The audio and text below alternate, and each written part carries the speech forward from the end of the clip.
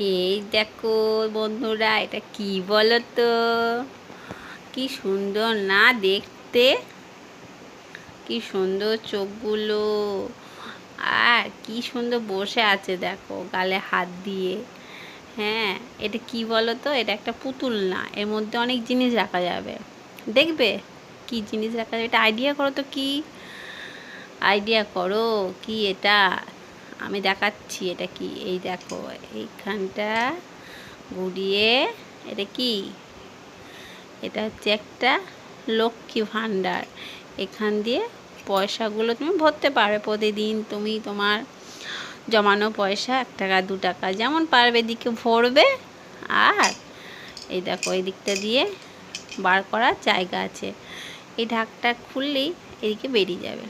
তো ভিডিওটি ভালো লাগলে প্লিজ বন্ধুরা চ্যানেলটিকে সাবস্ক্রাইব করে দিও, তাহলে আরও নতুন ভিডিও দেখতে পাবে।